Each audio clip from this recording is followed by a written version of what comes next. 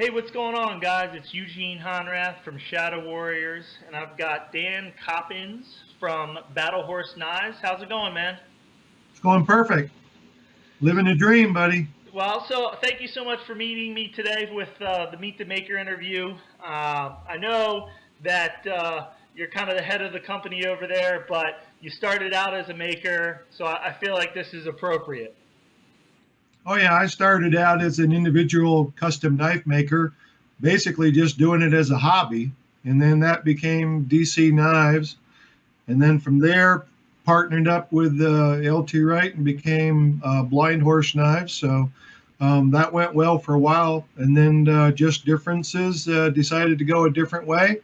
And now I brought my daughter Alicia on, and now we are Battle Horse Knives. Ah, perfect, perfect. All right, so tell me, where are you guys located at? We're located in Cambridge, Ohio. All right, cool. What kind of products do you guys create, kind of from A to Z and everything you do? We get into a lot of different things. We're always experimenting with new things, but our passion has been in the bushcraft or survival community, starting with the likes of Dave Canterbury, and we've, had knives on the TV show Alone, stuff like that, and Naked and Afraid. So it started out as just wanting to make a good tool, and people have gravitated to us, and it's just caught on from there. Nice, nice. Nice, nice. So I see that So I you see that guys you guys have done, you've done the you've done the bushcraft, bushcraft. you've done survival, Mhm. but have you also done other things like folders? Yes.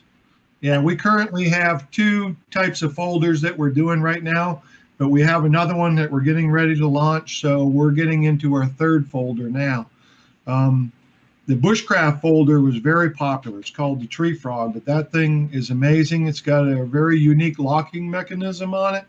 So it's like one of a kind, but it's something you can really beat with a stick and it's going to hold up.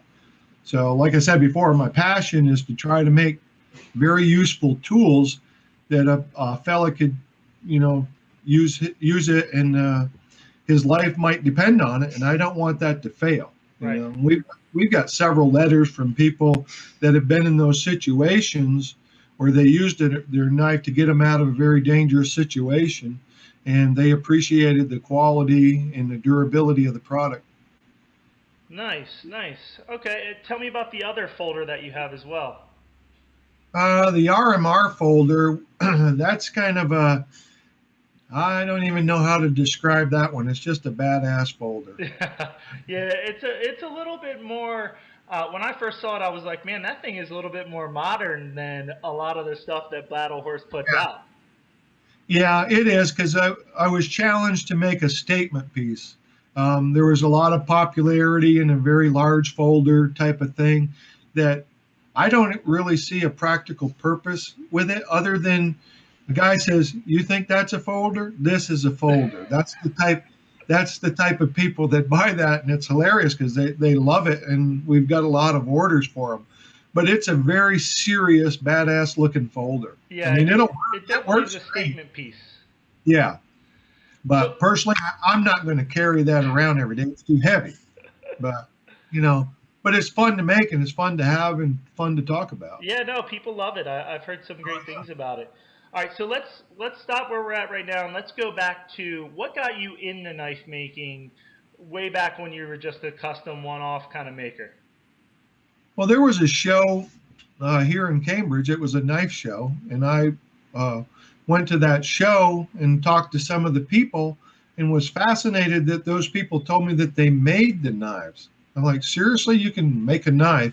I always thought that that was an industry thing, was made with machinery, full production. I didn't know anything about custom knife making. So when the gentleman told me that, I thought, well, I wonder if I could do that, because I have carpenter skills and stuff like that. I've been a carpenter for a lot of years and was a welder. So I've done metal fabrication. I've done wood fabrication. So it seemed like it might be a perfect fit for me to have a hobby, that's something I could have fun at. So I started taking my skill saw blades and cutting them into blanks, knife blanks. And then I went to the local grocery store, which was Kroger's, and I purchased the bleached dog bones. off the rack. They were just a little white piece of bone that a dog would chew on. And I would cut those into the knife handles, and I used finish nails because of being a carpenter. I had thousands of finish nails. So I used those for the pins. And then I bought some alcohol dye and I dyed them, and I was selling the knives for $20 a piece. But I learned how to make knives professionally from R.W. Wilson. He made the tomahawks in the movie Jeremiah Johnson. Ah. So he's a good friend today, and he's one of the old school guys. He's back with all those old knife makers that really started this whole deal. So you started with skill saw blades and dyed and bone just from the grocery store to where you guys have come today is a pretty big leap. How many, just kind of give people an idea if they don't already know Battle Horse, how many models do you currently approximately have?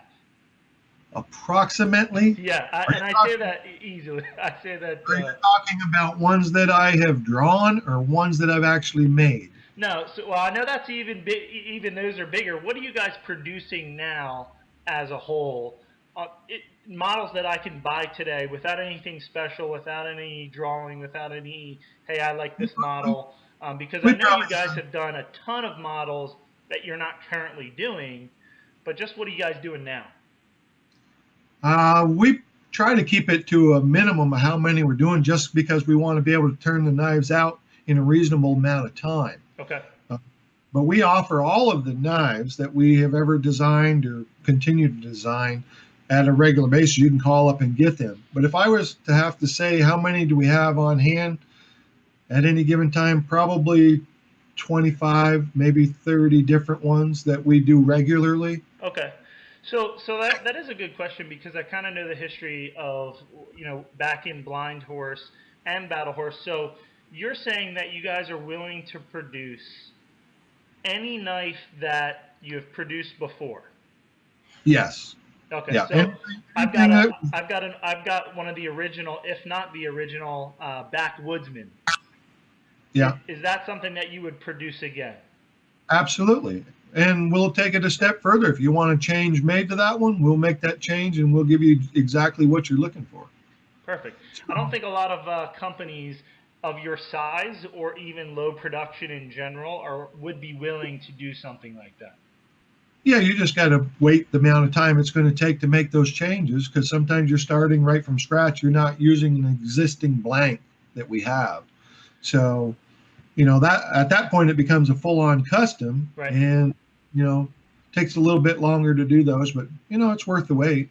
No, absolutely, especially if it's exactly what you want and you want a couple of those or something to that effect. So tell me a little bit about custom orders, and have you gotten anything that's completely crazy custom?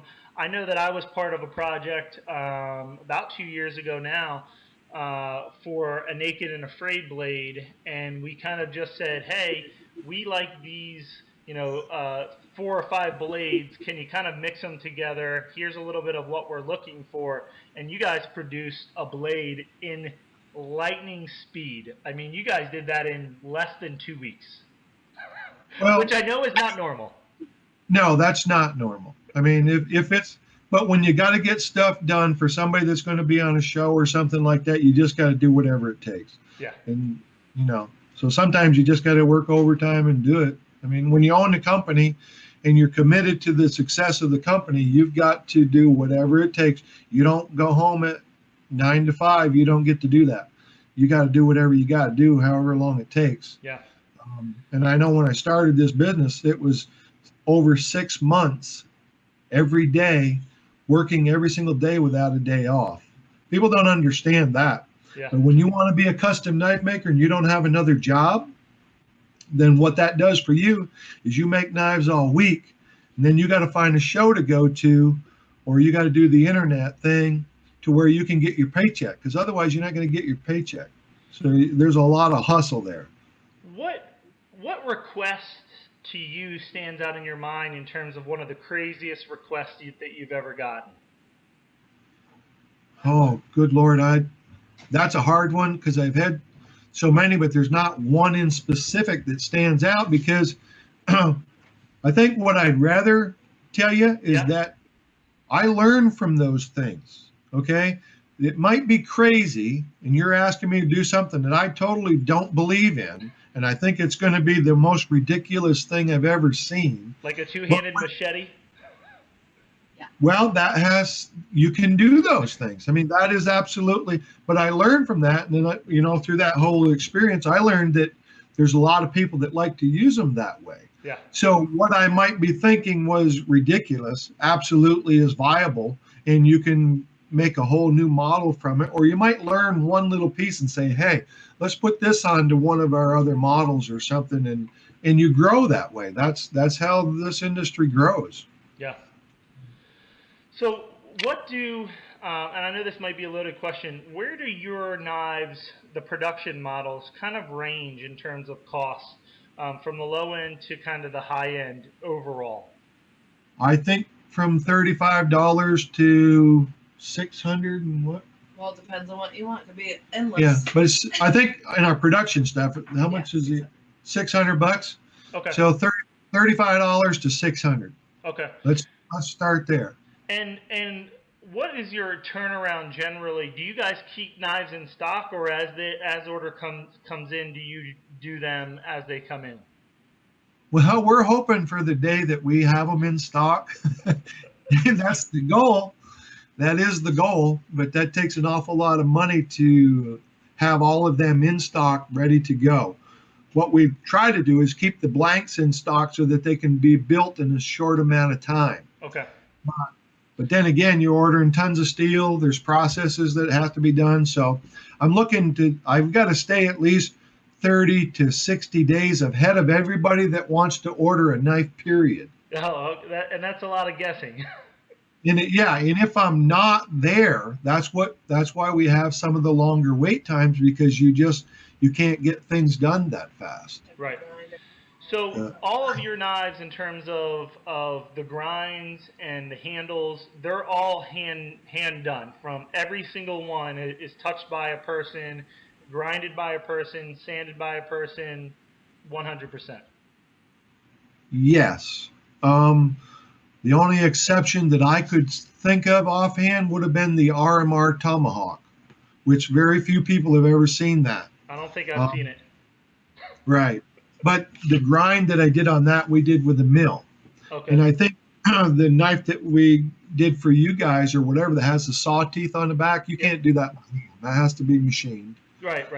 No, and I know that was something that I don't think you guys had done before. You did a test for the saw back, and then you put it on the actual knife, which by all accounts, from everything that I've heard, I know that the show hasn't technically aired on Naked and Afraid, but should be coming this spring. I think it'll be exciting to see the Battle Horse knife that you guys created, completely custom, in action on the TV show. Oh, that'd be awesome. I'm excited about it, and I can't wait to see it either. It's just like when we had the knives on Alone this year. 2 of the people on Alone had our knives. I don't know how many people know that, but to have 20% of the people total when there's only 10 to have your product, that speaks highly of our company.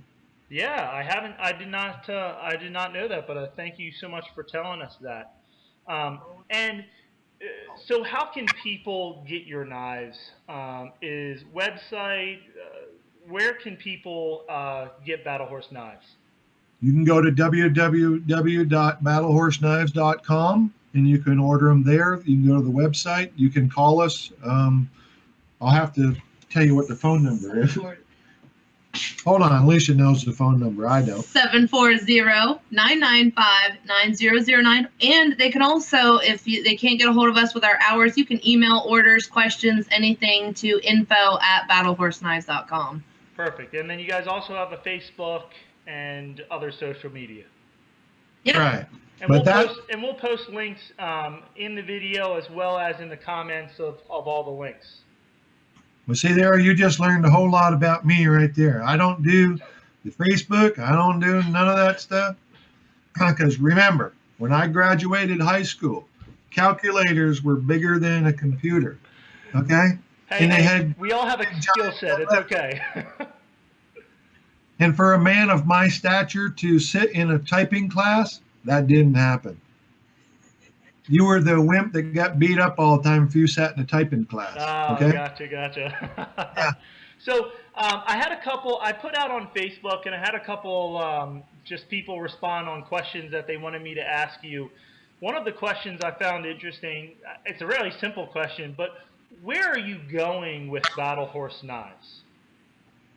I'm going exactly, in the future, I'm going exactly where my customer base wants me to go. Okay. I've made a living for me and my family based on trying to satisfy the people on the other side of the table.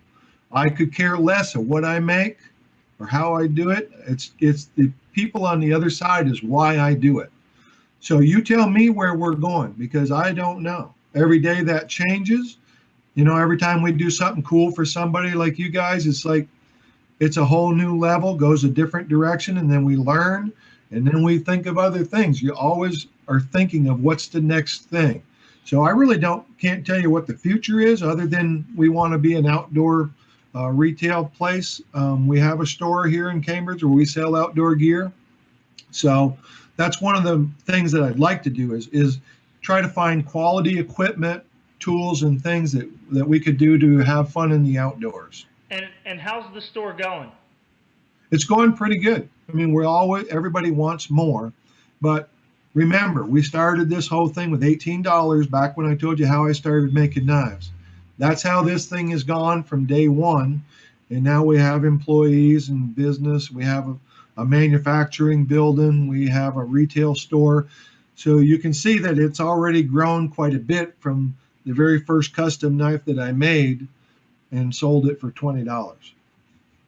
Nice. I like the answer. So a little bit about the customers. What is your warranty, and how do you feel about warranties in general? I think everybody should give warranties. I think a lot of them should give better warranties. I think when you give a warranty that means I'll replace that knife or give you your money back or things like that, when you do that, that commits you to make sure that you've made the best product that you can that's not going to fail. So that we stand behind ours 100%, that we'll replace it if it breaks. And we try to say under normal working conditions, because there's people that will do some really stupid things with knives that you shouldn't do. I mean, if that's seriously how you're going to treat your tool, you don't deserve to have one of these. Yeah.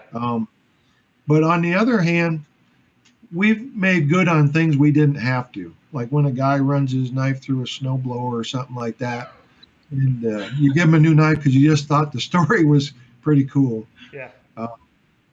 So, is there anything you want to say in closing? Anything you wanted to recap before we got done with this interview? See us at Blade Show. Just make sure that you get out and check us out where we're going to be doing shows, and meet us in person and get to know for yourself who we are and what we're about. We'll see a lot of people that are going to watch this probably at the Blade Show in Atlanta, Georgia in June. So that's a very big one. If anybody's going to the NRA convention, you'll see us there. We had just done the Great American Outdoor Show in Harrisburg. That's a good show to meet people and to make a first contact, get to see the knives in person. Perfect. Hey, Dan, thank you so much for doing this with us today, and we appreciate it. Hey, I had a ball. I don't know about you, but I had fun. I like doing it. Yeah, it was great learning about the company, and I appreciate it, man. Have a great day.